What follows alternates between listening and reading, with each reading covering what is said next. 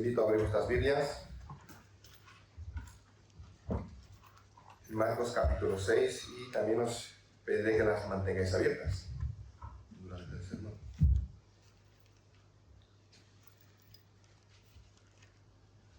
Y como ya sé yo el texto, no lo voy a leer, pero sí me gustaría hacer una pequeña y una breve oración por mí, por vosotros y por el sermón.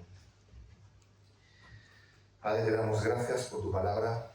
Te pedimos corazones que puedan ver tu palabra, que puedan escuchar tu palabra, que sepamos que no son enseñanzas de hombres, sino que es tu voluntad revelada. Te damos gracias porque es tu Espíritu Santo el que nos ha dado esta Biblia. Y qué gozo y qué privilegio poder estudiarla, escudriñarla y que ella nos forme cada vez más según tu imagen, según la imagen de tu Hijo. Te pido también por mí, que me llenes tú de tu Espíritu Santo, que me ayudes a hablar delante de ti, de parte de ti, que mi sermón, que el énfasis, que el punto principal revele lo que Marcos quería escribir, lo que el Espíritu Santo inspiró a Marcos a escribir. Ayúdanos a ver tu palabra como este sermón, o la Biblia como tu palabra, y poder atesorarla, poder cambiar, arrepentirnos, santificarnos y amoldarnos a tu voluntad. Damos gracias en nombre de Cristo. Amén. Muy bien, hermanos, pues para la introducción de este sermón he elegido he pensado en dos personajes del Nuevo Testamento, y estamos hablando de Santiago y de Juan, hijos de Zebedeo, y quisiera hablaros un poquito de ellos, ya que en cuanto al servicio, como ya veis el título más que hacer, servir con el corazón de Cristo, en cuanto a su servicio era algo que ellos reflejan muy bien lo que Cristo quiere enseñar en este pasaje. Y es que, si os acordáis, estos dos hermanos eran los hermanos que, por ser rechazado el mensaje de Jesús, querían bajar fuego del cielo, porque rechazaron el mensaje. Estos hermanos fueron los que dijeron: bueno, yo quiero a la derecha y el otro a la izquierda cuando venga tu reino. Estos hermanos son los que al ver a otros sacar demonios en nombre de Cristo, dijeron: no, hay que pararlos. Si no están con nosotros, esto no puede ir por allí liberando demonios.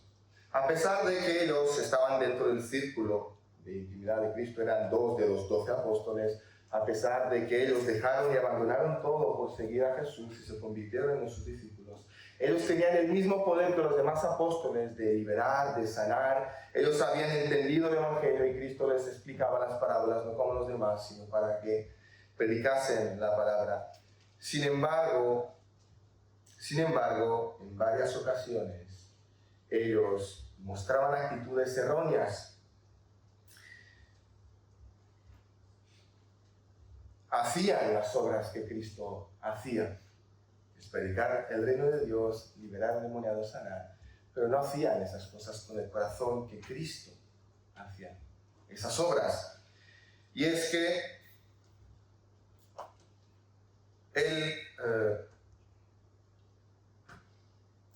hermanos, ¿de qué nos sirve obedecer a Dios con nuestras bocas y con nuestras manos si no lo hacemos de corazón? Examinemos a continuación, si tenéis las Biblias abiertas, examinemos este pasaje, y he separado este sermón en 3 secciones. La primera sección, del versículo 30 al versículo 32. Vemos en estos versículos que los apóstoles se reunieron, ¿no? Versículo 30, dice: entonces los apóstoles se juntaron con Jesús. Vemos a estos apóstoles viniendo ante Jesús y rindiendo cuentas sobre lo que habían hecho. Pero para entender un poquito mejor de dónde vienen los apóstoles, en el versículo 7, en el mismo capítulo, dice lo siguiente: después llamó a los 12 y comenzó a enviarlos de 2 en 2 y les dio autoridad sobre los espíritus inmundos. Vemos entonces, hermanos, ya hemos visto, lo predicó nuestro hermano Claudio, que Cristo, al ser rechazado por su pueblo natal, se fue a predicar a las aldeas de alrededor. Y es allí donde Cristo lo que hace es enviar de 2 en 2 a sus discípulos, y no solamente los envía, sino que les da autoridad sobre los espíritus inmundos. Es allí, o después de esto, es cuando los apóstoles vienen ante aquel que les había enviado para rendir cuentas. En principio, a priori, lo que vemos es todo un éxito ministerial, hermanos. Estos apóstoles recibieron poder para sacar espíritus inmundos, versículo 30, y ellos echaban fuera demonios, ungían con aceite a muchos enfermos y los sanaban. Y encima, la multitud era cada vez más grande. La multitud que seguía a los discípulos y a Cristo aumentaba cada vez más. ¿Qué más se puede pedir? Ellos recibieron poder, utilizaban ese poder con mucho gusto y la multitud crecía. ¿Quién no quisiera un ministerio así? Ahora bien, viendo el contexto de la misión, observemos, hermanos, algo significante en cuanto a su reporte de la misión. Dice, le contaron todo lo que habían hecho y lo que habían enseñado. Bueno, los apóstoles entendieron que tenían que ir, tenían que hacer, tenían que decir. Y eso hicieron. Cuando llegaron a Cristo, lo primero que le dijeron es, hemos hecho esto y hemos dicho lo otro. Jesús, hermanos, no solamente les dio poder para liberar y sanar, sino que les enseñó cómo hacerlo. ¿Os acordáis? Él les ordenó que no llevasen más que un bordón, o sea, un bastón con ellos, prohibiéndoles que llevasen dinero, pan, dos túnicas, alforja. ¿Por qué? Pues para enseñarles a depender de Dios. También les dijo, bueno, si nos reciben, si nos escuchan, salir de la ciudad, sacudir el polvo de vuestros pies, ¿no? Enseñándoles a perseverar, pero con límites sabios. Si no quieren escuchar, pues la responsabilidad es suya. Sacudir el polvo significa delegar la responsabilidad, es decir, como, bueno, yo he hecho lo que he podido, he predicado y no han querido arrepentirse de sus pecados y los a otra ciudad. Hermanos, Cristo no se limitó solamente a darles autoridad sobre los espíritus inmundos, sino que les dieron a los 12 instrucciones de cómo hacerlo. ¿Cómo hacerlo? ¿Con qué actitud? Confiando y dependiendo totalmente de Él, del que le dio la autoridad. Mostrando perseverancia, pero con límites sabios, mostrando sabiduría. Entendemos entonces que ya recibieron cierta enseñanza sobre el hecho de que importa hacer, pero también cómo.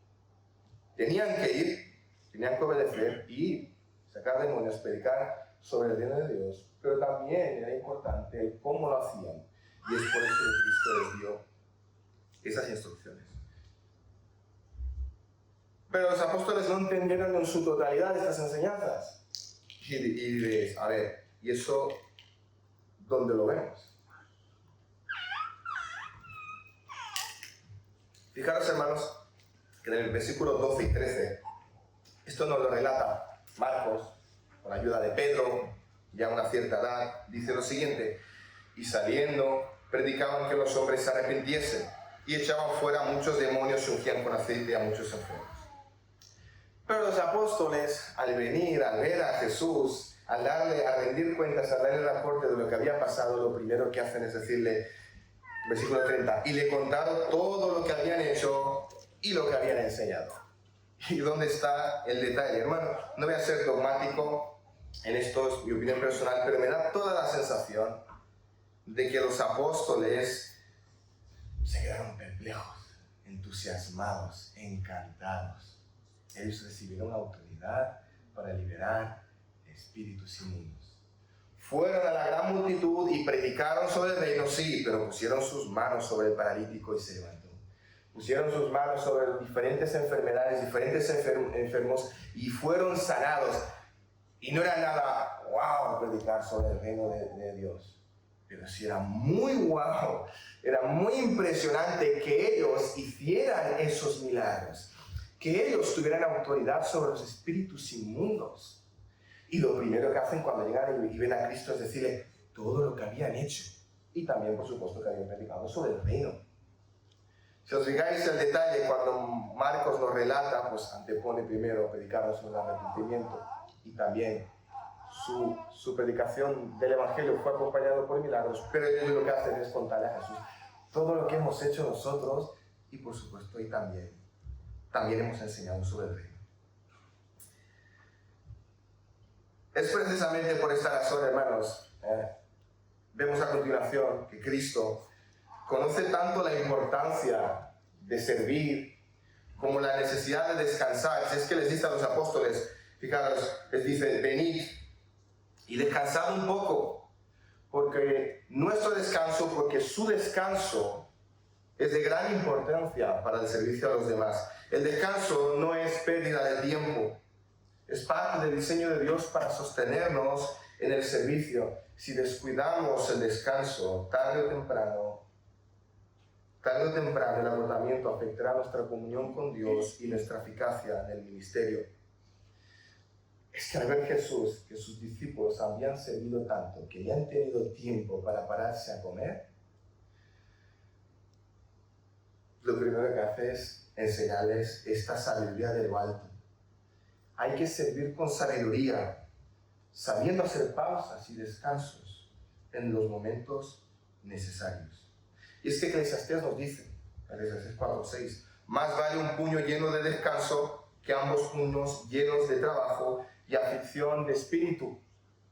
Es que los discípulos tenían ambos puños llenos de trabajo. Entre predicación, liberaciones, sanaciones, servicio a los demás, la multitud era inmensa. Cristo les dice, es que más vale parar y tener un puño lleno de descanso, de pausa, de recuperar fuerzas y no vivir bajo la aflicción de espíritu, no vivir bajo el agotamiento físico y mental.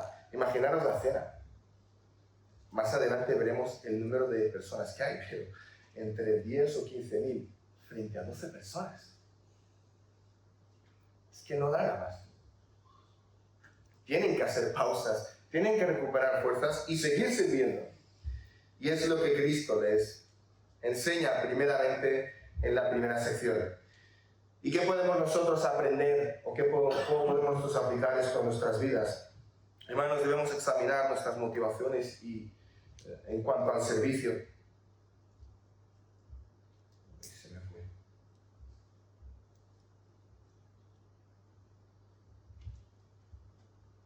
Cosas del directo, perdonad. Venga. ¿Qué podemos nosotros aprender y aplicar en cuanto a lo que vimos? Debemos examinar nuestra motivación en cuanto al servicio. Otra aplicación, no nos culpemos porque prediquemos el Evangelio y la gente nos rechace. Al fin y al cabo, no somos responsables de que acepten o no. Somos responsables de ir y predicar el Evangelio. Somos responsables de ser fieles al mensaje que predicamos, que compartimos. Pero los resultados no los controlamos nosotros. Eso le pertenece a Dios. En cuanto a nuestro servicio a los demás, perseveremos, hermanos, pero establezcamos límites saludables en cuanto a nuestro servicio, cuidando primeramente nuestra comunión con Dios, cuidando también nuestra familia, el tiempo que dedicamos a uno al servicio y el tiempo que dedicamos a la familia, nuestro bienestar, nuestro físico, nuestro agotamiento. Un servicio sin límite te desviará hacia un activismo, por ejemplo, desenfrenado y te alejará de la verdadera motivación de servir. Un servicio sin límite te podría ahogar, agobiar y dejarías de servir con la motivación con la que empezaste a servir. Hermanos, trabajar sin descanso es creer que todo depende de nuestras fuerzas. Es que no es así. Descansar en Cristo es reconocer que Él sostiene su obra. Trabajamos, pero descansamos sabiendo que eso depende del Señor, es su obra, es su iglesia. No depende de nuestras manos siempre ocupadas. Examínate. ¿Por qué sirves en la iglesia? ¿Es por amor genuino o por lo que digan los demás? Porque si no lo hago yo, ¿quién lo hará? ¿Sirves por reconocimiento? ¿Por qué en tu servicio a la iglesia hay momentos que llegas al agotamiento físico? ¿Por qué? ¿Por qué no gestionamos o cómo gestionamos nuestro servicio para no llegar ni a un extremo ni al otro? Recuerda que Jesús llamó a los discípulos a hacer una pausa, no por pereza, sino para enseñarles que el servicio eficaz requiere dependencia total de Él, no de nuestro activismo desenfrenado, no de nuestras manos siempre ocupadas. Sin embargo, a continuación vemos que los planes de Jesús de ir a un lugar desierto y descansar se salen de control. Siguiente sección, versículo 33 al 34. Pero muchos los vieron y le reconocieron, y muchos fueron allá a pie desde las ciudades y llegaron antes que ellos y se juntaron a él. Y salió Jesús y vio una gran multitud y tuvo compasión de ellos, porque eran como ovejas que no tenían pastor, y comenzó a enseñarles muchas cosas. Fijaros lo intencional que es Marcos a relatarnos. Nos habla de fueron solos, lugar desierto, pero muchos fueron para allá y muchos fueron los que, 2 veces muchos. Aquí Marcos lo que hace es ponernos en contraste para que veamos que justo lo que querían evitar es justo lo que había pasado al final. Se fueron a un lugar desierto que estaba lleno de personas.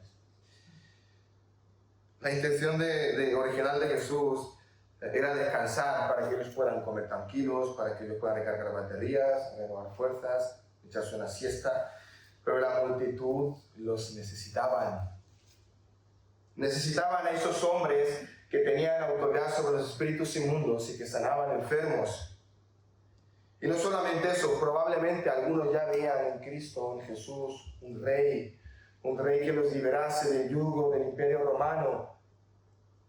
No sabemos la motivación exacta de la gran multitud, suponemos que había un poco de todo, pero lo que sí sabemos claros es que a toda costa, ellos fueron y siguieron a los discípulos y siguieron a Jesús.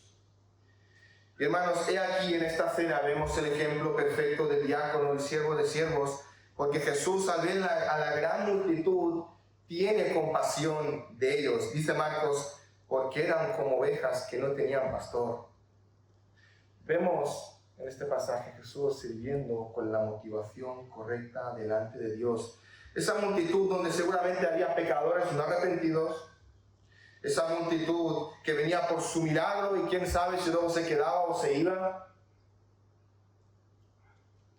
Porque nos dice el versículo 31, fijaros, porque eran muchos los que iban y venían, lo que nos da a entender que en la predicación de los 12 apóstoles eran muchos los que venían y se iban. Posiblemente algunos venían, recibían lo que tenían que recibir, sus necesidades quedaban cubiertas, recibiendo su sanidad o liberación, y se iban. Posiblemente algún que otro también al ver el poder que mostraban esos discípulos se quedaron, pero la multitud, muchos iban y venían. Otros seguramente se quedaron a escuchar. Bueno, y sabiendo que esta era la calidad de la gran multitud, esto destaca mucho más la compasión y la misericordia de Jesús.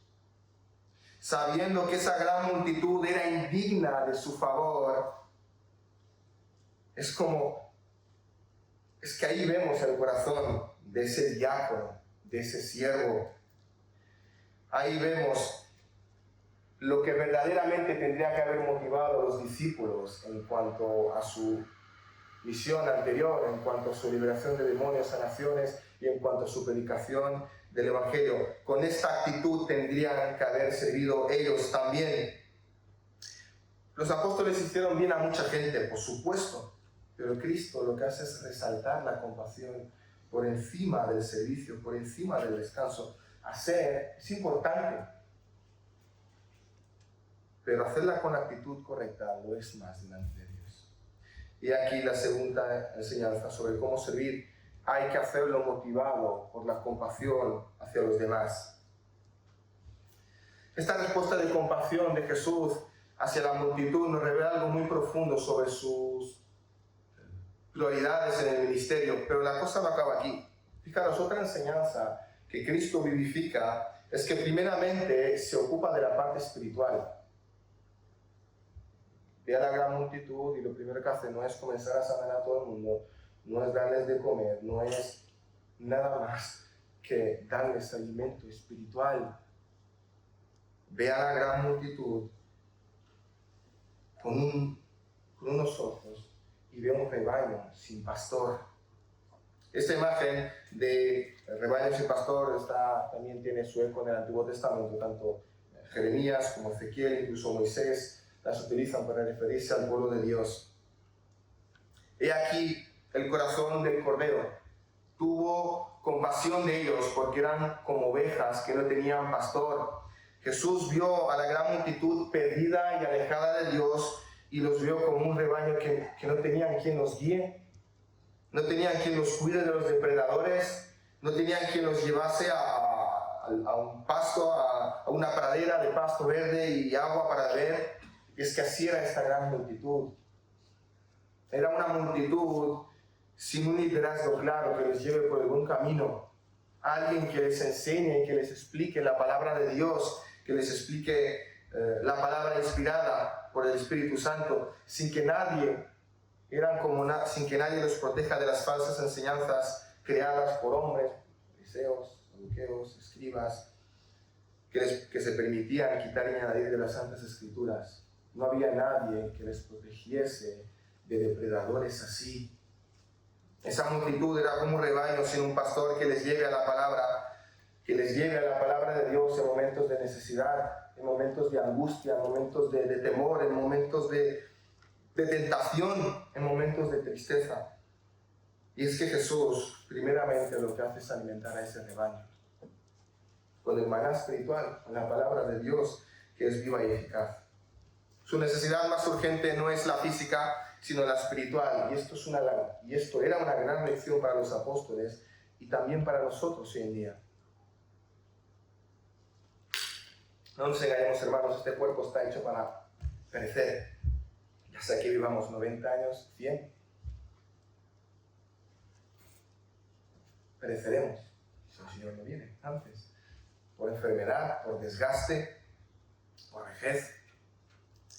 Y es por eso, permitirme hacer un claro llamado al arrepentimiento y a la fe en Jesús. Querido oyente que estás escuchando este mensaje, seguramente no es la primera vez que lo escuches, pero tu alma corre peligro. Vemos en este pasaje y en muchos más que hay multitud de personas que siguen a Cristo y eso no les hace salvos. Hay multitud de personas que creen que existe un Dios, algo tiene que... y eso no les hace salvos.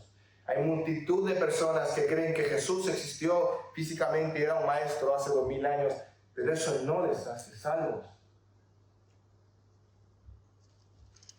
Tú tienes que tener fe en la obra salvadora de Jesús. Él murió porque tú eres un gran pecador y mereces el infierno. Mereces toda la justicia y toda la ira de Dios. Y algún día la experimentarás si no vienes a Él con arrepentimiento y fe. Porque sin fe es imposible agradar a Dios. Si tu destino eterno se basa en que eres buena persona, en que no eres tan malo como los otros, significa que tu salvación depende de tus obras y sabes mejor que nadie en este local que tus obras no son buenas, no son dignas, son contaminadas por el pecado y por la maldad. No eres digno de estar en la presencia de Dios una eternidad, en la presencia de un Dios justo, amoroso, perfecto, santo. No eres digno. Si tus obras tienen que ganar tu salvación, estás perdido y condenado. Pero hay buenas noticias. Jesús vivió una vida perfecta delante de Dios. Él murió pagando por los pecados que nosotros cometimos y no solamente eso, sino que nos otorgó su justicia. Por eso podemos tener la seguridad de la salvación. Jesús nos justificó delante de Dios Padre y podemos dormir tranquilos, sí. Podemos dormir tranquilos, sabiendo que nuestra salvación no depende de nosotros, sino de lo que Él hizo perfectamente. Así que no endurezcas más tu corazón, reconoce quién eres y lo mucho que lo necesitas. Tú necesitas a un Salvador que te salve de ti mismo, de tus deseos y concupiscencias. Necesitas nacer de nuevo para poder entrar en el reino de Dios. Amén. Vemos entonces en este pasaje que su necesidad espiritual era tan grande, la de esta multitud, que Jesús enseña hasta horas muy avanzadas, hasta tarde. Era tanta el hambre de esta multitud, tanta hambre espiritual que tenía esta multitud, que se quedó escuchando a Jesús durante horas, a pesar de estar en un lugar desierto, alejado de la civilización. Fijaros la tercera sección, del versículo 35 al 44. Y es que al improvisar, vieron a Jesús y a los discípulos irse en una barca a un lugar desierto, y es que al improvisar, al irse para allí, pocos o casi nadie tuvo en cuenta de llevarse alimentos consigo en el desierto, o en el lugar desierto. Igual que los discípulos antes, que no han tenido tiempo de comer por servir, esta multitud se quedó con hambre porque tuvieron tanta necesidad de estar cerca de Cristo y sus discípulos, que se fueron hasta un lugar desierto sin prepararse de antemano alimentos para llevarse consigo y luego comer. Llegada la hora, y no sabemos si los discípulos habían comido o no, pero llegada la hora, que ya era muy tarde, los discípulos se acercan a Jesús y le explican el problema. Maestro, tenemos un problema, esta multitud tiene que comer.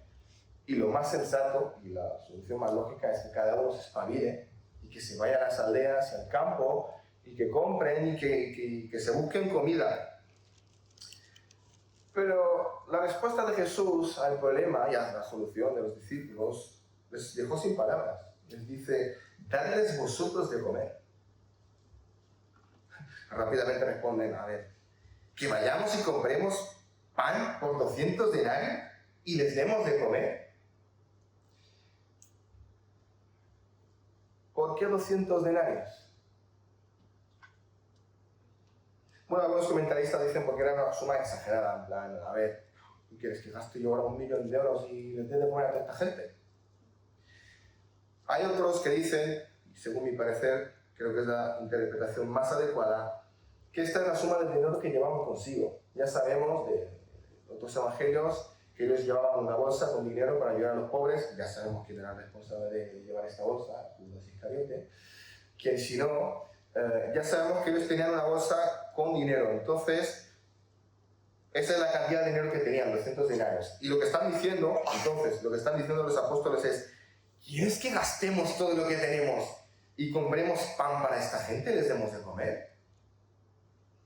Y esto tiene más relación con lo que ya vimos en la sección anterior, cuando les dice, ¿no? en el mismo capítulo, versículo 8 y 9, les dice, y les mandó que no llevasen nada por el camino, sino solamente bordón, ni alforja, ni pan, ni dinero en el cinto, sino que calzasen sandalias y no vistiesen 2 túnicas. Antes de enviarlos, y antes de darles autoridad sobre los demonios, Jesús les enseñó a depender de Dios. No llevéis con vosotros estas cosas. Yo os doy autoridad, vosotros ir y predicar. Y ya, el Señor cuidará de vosotros. Jesús les enseñó a depender de Dios y a depender de Él. Hermanos, es que los apóstoles liberaban demonios y sanaban enfermos. ¿Por qué? Versículo 7, porque se les dio autoridad sobre los espíritus inmundos. Es que ellos hablaban y enseñaban sobre el reino de Dios. ¿Por qué? Capítulo 4, versículo 11. A vosotros os es dado saber el misterio del reino de Dios. Todo le era dado. Hermanos, si algo tenían claro estos hombres, es que todo lo que tenían provenía de Dios, ya sean conscientes o no de esa verdad. Ellos dependían de Dios, tanto en lo espiritual como en lo físico. Jesús sabía que con 200 denarios, aunque los gastasen y comprasen, no llegaba ni un bocado por persona, con la cantidad de personas que había. Es que 200 denarios es insuficiente para alimentar a tal multitud. Y es justo lo que Cristo quería destacar.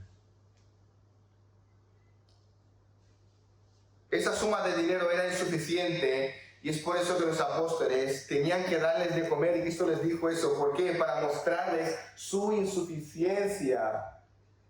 e impotencia al hacer la gran labor de pastorear el rebaño de Dios. Y aquí otra enseñanza sobre cómo servir. Con esta pregunta y con lo que sigue a continuación, y ya lo veremos, se destaca la insuficiencia humana en contraposición al poder de Cristo. Nuestro poder, nuestros recursos, nuestras capacidades son insuficientes para hacer la gran labor que nos han encomendado, pero Él es todopoderoso. Y la lección de la dependencia no acaba aquí. Jesús quiere enseñar a les lleva un paso más allá y les dice: ¿cuántos panes tenéis? Y de verlo y al saberlo dijeron: 5 y 2 peces. ¿Y cuál es la intención de Cristo al preguntarle? Vamos a ver ahora, ¿cuántos panes tenéis? ¿Cuánta comida tenemos a disposición? Hermanos, vimos que en la pregunta anterior Cristo les muestra su insuficiencia y a la misma vez su dependencia, y ahora mismo Cristo lo que hace, Cristo ahora, sin despreciar lo que ellos tenían, sino todo lo contrario, hace el milagro con lo poco que tenían. Hermanos, nuestra actitud debería ser esta: depender de Él y saber que somos insuficientes para hacer la gran labor, pero aún así el Señor obrará a través de lo poco que tenemos. Hermanos, fueron suficientes 5 panes y 2 peces para que Jesús obrase. Repito, nuestra actitud debería ser esta: depender de Él y saber que somos insuficientes para hacer la gran labor, pero aún así el Señor obrará a través de lo poco que tenemos.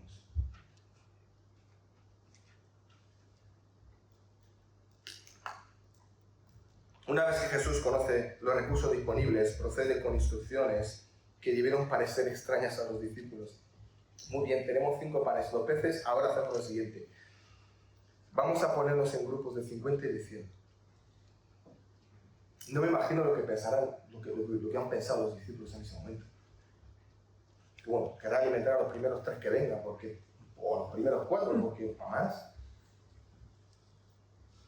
Pero obedecieron, Y eso demuestra que poco a poco iban confiando cada vez más y descargando viendo su impotencia y confiando cada vez más en el Señor. Hicieron lo que Cristo les dijo que hiciesen, confiando en Él. Y es que ese maestro que estaba en la barca, en las escenas anteriores con ellos, tenía el poder solamente con la voz de calmar una tormenta. Ese maestro fue el que les dio autoridad para hacer todos los milagros y todas las sanaciones que hicieron. Es que ese maestro hablaba de parte de Dios, y hablaba del reino de Dios, y hablaba del Padre. ¿Quién puede sino alimentar a una multitud tan grande con 5 panes y 2 peces? Sino Él, ese maestro. Es lógico que ellos le obedecieron. Querida Iglesia, es fundamental que reconozcamos esta verdad que transforma nuestra perspectiva. Nuestro trabajo, realizado con diligencia y responsabilidad, depende totalmente y completamente de Él. Nuestras finanzas no están aseguradas por nuestro salario o ahorros, sino que descansan en sus manos proveedoras. Nuestra salud no depende únicamente de médicos y medicinas, sino que está bajo su cuidado soberano. Nuestros dones, talentos y capacidades no son logros personales, sino son regalos que Él ha depositado en nosotros para su gloria. Esta dependencia no es una invitación a la pereza o irresponsabilidad. No, todo lo contrario. El Señor nos llama a trabajar fielmente mientras confiamos plenamente en Él. Nos esforzamos mientras descansamos en su provisión. Nos esforzamos, obramos, confiando y descansando que Él obrará con lo poco que tenemos. Examina tu corazón. ¿Vives angustiado como si todo dependiera de tus esfuerzos? ¿O caminas en paz sabiendo que Él verdaderamente te sostiene? Hermanos, quiero que se animen profundamente con esta verdad todo esfuerzo que realizamos, todo servicio que realizamos a los otros tiene un eco eterno, hermanos. Somos instrumentos preciosos en la mano de nuestro Maestro. Con lo poco que tengamos, con las pocas fuerzas, con la poca, el Señor nos utiliza. Puede que tengas poca salud espiritual, pero puedes escribir un mensaje, puedes llamar, puedes dar un consejo, puedes llamar a alguien, puedes dar aliento a los demás. Hazlo confiando completamente en su voluntad. Tus recursos económicos son limitados y no puedes aportar, o lo que puedes aportar para otros son migajas. Apórtalo. El Señor utilizará lo poco que tenemos para hacer avanzar el reino de Dios. Nuestro llamado no es hacer lo imposible por nuestras fuerzas. Eso es una carga que no debemos llevar. Nuestra responsabilidad es hacer fielmente lo que podemos hacer con lo que tenemos, obedecer con un corazón sincero y confiar que el Señor hará esto. El Señor, la obra es suya. Él puede salvar a pecadores a través de tu testimonio sencillo del Evangelio, aunque no te sientas adecuado o el mejor evangelista. Él puede obrar. Él puede obrar transformaciones profundas en la vida de otros a través del consejo bíblico, a través de tu amonestación, de tu exhortación, a través de tu palabra de ánimo. Él puede obrar, a pesar de que no te consideres el mejor consejero. Él puede, a pesar de nuestros recursos limitados, a pesar de nuestro tiempo restringido, de nuestras capacidades modestas o simples, Él puede realizar lo que para nosotros es imposible. Él obrará. Y esta es la belleza del reino, hermanos. Él se deleita en usar lo que el mundo considera insignificante para manifestar su gloria y poder. Sirvamos unos a otros, indiferentemente si eres el mejor o no en hacerlo, si tienes más tiempo o no, si tienes más recursos o no. Sirvamos dependiendo y descansando en el Señor. Y ahora llega el momento culminante de este pasaje, el milagro, o el momento más impactante, ¿no? El milagro. Entonces tomó los 5 panes y los 2 peces y bendijo. Esta era una tradición judía que consistía en bendecir, recitar una bendición antes de comer. Y es curioso, hermanos, que bendice, mirando al cielo, bendice a Dios y no bendice los alimentos. Ahora no sé el trasfondo cultural o de qué contexto religioso viene cada uno, pero en mi contexto lo más típico desde pequeño, creciendo en una familia cristiana, era o dar gracias al Señor por los alimentos y orar por los alimentos, que el Señor los bendiga. Pero vemos en Cristo algo diferente, una tradición judía diferente. Ellos lo que hacían, o tenían la costumbre de recitar el Beraka, que dice lo siguiente: bendito eres tú, Señor nuestro Dios, Rey del universo, que haces salir pan de la tierra. Probablemente esta oración lo dijeron los apóstoles a lo largo de su vida, siendo judíos, y quién sabe si no fue esta misma bendición la que dijo Jesús. ¿Quién sabe? Hermanos, es que escrito está, Deuteronomio 8:10. Y comerás y te saciarás, y bendecirás a Jehová, tu Dios, por la buena tierra que te ha dado. Creo que este detalle es bastante instructivo para nosotros y la forma que oramos antes de comer por los alimentos, bendiciendo a Dios. Fijaros, bendijo y partió los panes, 5 panes, y dijo a sus discípulos que los pusiesen delante, y repartió los 2 peces. Hermanos, y aquí llega el momento en que Cristo lo que hace es, después de dar gracias a Dios y bendecir, coge los 5 panes y los peces, los reparte y milagrosamente llega y come. Hay 5.000 hombres. Suponemos que se han venido con las esposas y con los niños, hay entre 10.000 y 15.000 personas. Y todos comieron y se saciaron y sobró todavía 12 cestas con restos de pan y de pescado. Es que el milagro no era poca cosa. El milagro no era poca cosa. Y como dijimos, hermanos, al principio en este pasaje, Cristo nos muestra su deidad al hacer el milagro de la multiplicación de los panes. Posiblemente alguien dirá, bueno, pero ¿cómo que Cristo demuestra que es Dios multiplicando los alimentos? Si es que también yo me conozco un profeta y dos del Antiguo Testamento que multiplicaron alimentos. ¿Os acordáis? Elías, Primera de Reyes. Lo que hace es ir a la casa de multiplica el aceite y la harina durante mucho tiempo en la casa de la viuda de Sarepta. También hay otro profeta que multiplica los alimentos. Eliseo, que coge 20 panes y alimenta a 100 hombres. ¿Por qué demuestra Cristo que es Dios a través de esta multiplicación de alimentos? ¿Qué diferencia hay entre Eliseo, Elías y Jesús en la realización de este milagro? Bueno, hay un detalle interesante, y hay diferencias entre los milagros, y es que tanto Elías, en el caso de Elías, por ejemplo, el milagro no lo hizo él, se realizó en la tinaja y en la vasija de la mujer viuda de Sarepta, no en las manos de Elías, no fue él. Y en el caso de Eliseo simplemente pusieron el pan en la mesa y mientras comían se iba multiplicando. Y diréis, bueno, pero es que porque Elías dijo y porque Eliseo dijo, fue por eso que pasó el milagro. No. Permitidme leer 3 versículos y 3 versículos, no hace falta que lo busquéis.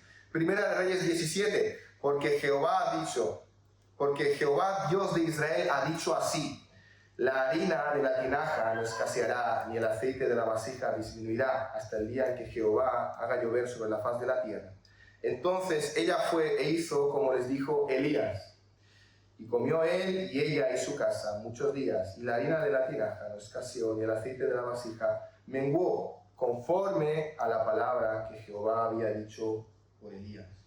Permitidme leer también 2 versículos, Segunda de Reyes capítulo 4. Y respondió su sirviente: ¿cómo pondré esto delante de 100 hombres? Pero él volvió a decir: da a la gente para que coma, porque así ha dicho Jehová: comerán y sobrará.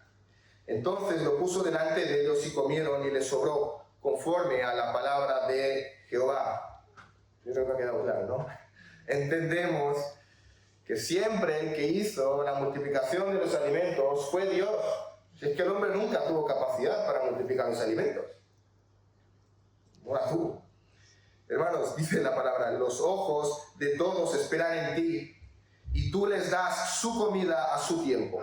Abres tu mano y colmas de bendición a todo ser viviente. Es el Señor, es Dios el que da alimento a todo ser. Es Dios el que obró el milagro, tanto en el caso de Elías, de Eliseo. Y hermanos, es Dios el que multiplicó. Es Jesús, demostrando su divinidad, el que multiplicó los alimentos. Y vemos en Jesús un profeta mayor, por supuesto, mayor que Elías, mayor que Eliseo, pero vemos a Dios obrando, el Dios encarnado en esta tierra, obrando y haciendo esa multiplicación de alimentos. El hombre no puede, Jesús pudo, Dios puede, Él es Dios. Pero no solamente Jesús en esta cena se nos presenta como Dios, se nos presenta también como Rey. ¿Y de dónde está la palabra Rey? Si no es que no aparece Rey. Bueno, hermanos, en el capítulo 6, Marcos es bastante intencional en poner 2 banquetes uno detrás del otro y reflejar ciertos contrastes, ciertas similitudes o comparaciones. Vemos, ya se predicó, nuestro hermano Ángel lo hizo, oímos el cumpleaños de Herodes Antipas. Bueno, el primero era el de Herodes, a quien el evangelista lo llama rey, aunque en realidad ya se explicó muy bien que no era rey.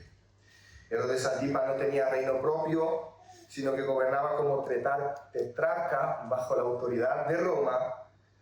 Su título de rey era vacío, era un disfraz de poder. En su banquete rodeado de nobles y poderosos, pues buscaba agradar y lucirse, pero en el fondo él mostró su debilidad. Promete lo que no tiene, dice, hasta la mitad de mi reino. Sí, no era rey. y termina cediendo a la presión de los invitados, ordenando la muerte de Juan el Bautista. En contraste, tenemos a Jesús, el verdadero rey. Tenemos otro banquete, otra comida. No le acompañaban ni príncipes ni generales, sino una multitud sencilla, humilde, hombres, mujeres, niños, que tenían hambre de palabra. Jesús no busca ser servido, sino servir. Atentos al detalle, fue Él y sus discípulos los que dieron de comer a la gran multitud. No se sentaron para ser servidos, sino se levantaron y sirvieron a la gran multitud. Su banquete no es de opulencia, sino de compasión.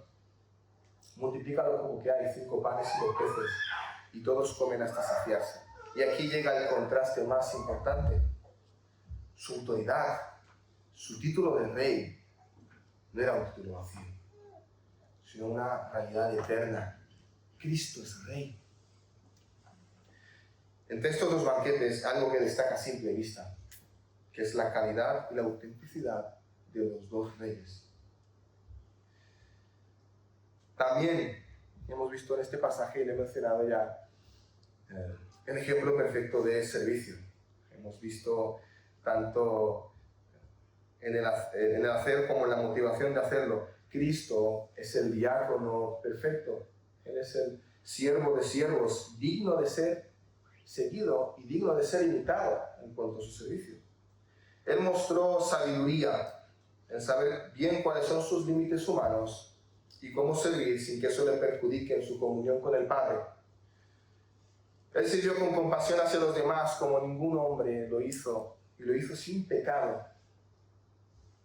Él sirvió dando prioridad primeramente a lo espiritual y luego a lo físico. Sirvió con total dependencia hacia el Padre. Es justo decir que Cristo fue y es el diácono de diáconos. Él es digno de ser imitado en cuanto a su servicio y en todo. Y por encima de todos estos, hermanos, fijaros que la mayor muestra de compasión que vemos en las Escrituras es el sacrificio de Cristo en la cruz. Porque al fin y al cabo nuestra necesidad era y sigue siendo primeramente una espiritual. Nosotros somos los beneficiarios de esa misericordia y esa compasión de nuestro Señor Jesús, que dio su vida al rescate de muchos. Él nos libertó, Él nos liberó, ya no somos esclavos del pecado. Él nos limpió del pecado dándonos un corazón de carne que sienta, que ame a su Señor, a su Salvador. Él fue el que nos justificó e hizo que fuéramos un olor fragante y agradable delante de Dios Padre. Y hermanos, es que gracias a ese sacrificio, es que nuestro servicio incompleto e imperfecto, nuestro servicio contaminado y manchado por el pecado, es bien recibido delante de Dios. Sabemos que muchas veces podemos servir con un corazón dividido, que nuestras motivaciones no son completamente puras, que fallamos en mostrar la compasión perfecta de Cristo. Reconocemos que a veces seguimos buscando reconocimiento, otras veces por costumbre, en ocasiones con resentimiento, con celos, de mala gana. Nuestros servicios están lejos de ser perfectos. Pero no tengas miedo, pueblo de Dios. No tengas miedo, nuestro Salvador nos asegura que nuestro servicio hacia los demás es santificado por la obra de Jesús. Cuando Cristo derramó su sangre en la cruz, no solo pagó por nuestros pecados, sino que también purificó lo que hacemos, nuestras obras. Es gracias a Él que nuestras obras le son agradables al Padre. Y mira con agrado nuestro servicio incompleto e imperfecto. El Padre Celestial no está esperando que sirvamos para aceptarnos. Él nos ha aceptado gracias a la obra de su Hijo. Gracias a Él somos lo que somos delante de Dios.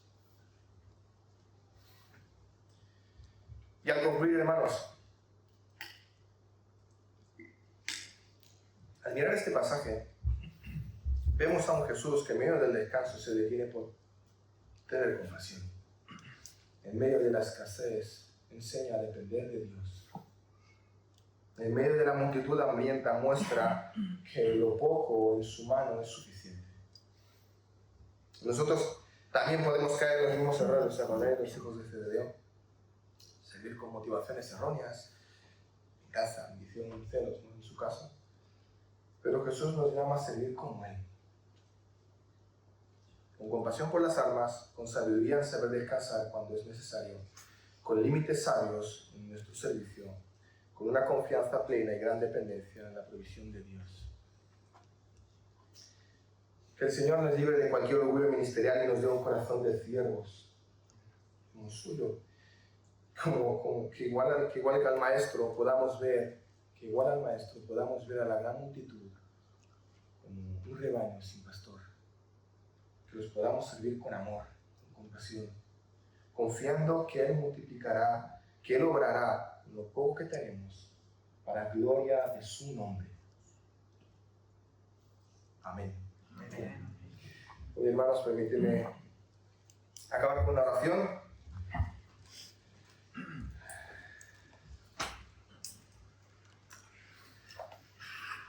Padre, te damos gracias por mostrarnos el corazón de Cristo. Podemos leer, podemos estudiar, podemos aprender. Y qué gozo haber tenido, qué privilegio teníamos apóstoles de estar en presencia física de Cristo, Dios encarnado, y ver ese ejemplo perfecto de servicio. Ayúdanos a poder venir delante de nuestros hermanos y servirles, ayúdanos a servirnos unos a otros con la actitud que Cristo tenía, a poder descansar en cuanto a nuestro servicio, a pesar de ser imperfecto e incompleto, a pesar de ser limitado por el tiempo, económicamente, por el estado físico, por la enfermedad, a no despreciar el servicio de los demás y a no despreciar nuestro servicio. Ayúdanos a poder servirnos unos a otros, sabiendo que algo nos une, y eso es el Evangelio de Jesús, eso es la muerte, la vida, la muerte de Cristo, es el Evangelio lo que nos hace ser hermanos, familia, pueblo tuyo, Padre. Qué gozo, qué privilegio poder servir a aquello que es pueblo tuyo. Ayúdanos a ver el servicio como algo más que se tiene que hacer, es necesario, sino verlo como algo que tiene un eco en la eternidad. Eres tú obrando en la iglesia, eres tú obrando en el avance, en el crecimiento, en la maduración de la IBE. Eres tú obrando en nuestras vidas a través del servicio de cada uno, por muy pequeño, por muy grande, por muy justo, por muy poco o mucho tiempo que dediquemos. Eres tú el que obras detrás de cada uno, y por eso la gloria es para ti, por eso la honra es para ti. Ayúdanos a amarnos y a tener compasión y a mirarnos no con celos, no con desprecio, sino con los mismos ojos que Cristo miró a la gran multitud. Como un rebaño sin pastorea, a tener compasión, a tener amor, a tener bondad, y que seas tu Padre, obrando como ya estás obrando. Y gracias por hacer en esta iglesia, que sigas obrando a través de unos instrumentos imperfectos como nosotros. Te damos gracias por el privilegio de ser tus hijos. Y ayúdanos a poner por obra todo lo que hemos aprendido hoy. Oramos en el nombre de Jesús. Amén.